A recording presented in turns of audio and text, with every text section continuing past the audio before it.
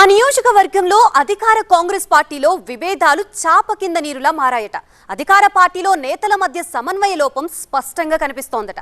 నియోజకవర్గ ఇన్ఛార్జితో party senior నేతలకి పాత కాంగ్రెస్ వర్గానికి అస్సలు పొసగడం లేదట. అక్కడి విభేదాలకి అసలు కారణం ఏంటి? నియోజకవర్గ ఇన్ఛార్జిపై ఎందుకంత వ్యతిరేకత వచ్చింది? ఇంతకీ ఏదా నియోజకవర్గం, ఎవరా ఇన్ఛార్జ్?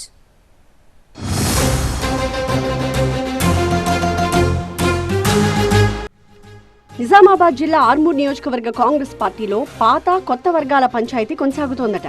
మున్సిపల్ ఎన్నికల వేళ గాంధీ భవన్ వరకు చేరిన ఈ వివాదం ఎన్నికల తర్వాత సద్దుమణుగుతుంది అని అంతా భావించారట.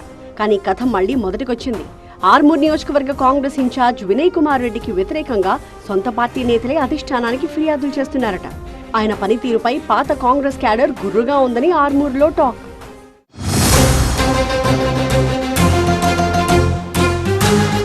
ఎన్నికల సమయంలో మున్సిపల్ టికెట్ల కేటాయింపులో వినయ్ రెడ్డి ఏకపక్షంగా వ్యవహరించారని కొంతమంది సీనియర్ నాయకులు మదనపడ్డారట.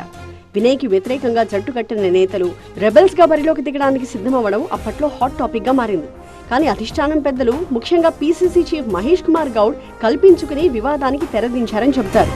పార్టీ కోసం కష్టపడ్డ వారికి గుర్తింపిస్తామని సముదాయించారట.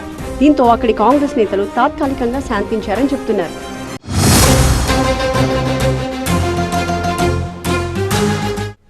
అయితే పాత విభేదాలు మళ్లీ ఇప్పుడు కొత్తగా తెరపైకొస్తున్నాయట. నియోజకవర్గ కాంగ్రెస్ లో సీనియర్ నాయకుడిగా పేరున్న ఏబీ శ్రీనివాస్, వినయ్ రెడ్డి మధ్య అసలు పొసగట్లేదు అనే ప్రచారం జరుగుతోంది. తన వర్గం అభ్యర్థుల ఓటమి కోసం వినయ్ రెడ్డి పనిచేశారని ఏబీ శ్రీనివాస్ వర్గం భావిస్తోంది. ఇదే విషయమై వినయ్ రెడ్డిపై అధిష్టానం పెద్దలకు మరోసారి ఫిర్యాదు చేసినట్టు చెప్తున్నారు. ఇక రాబోయే రోజుల్లో ఎంపీటీసీ, జెడ్పీటీసీ ఎన్నికలు రానున్నాయి.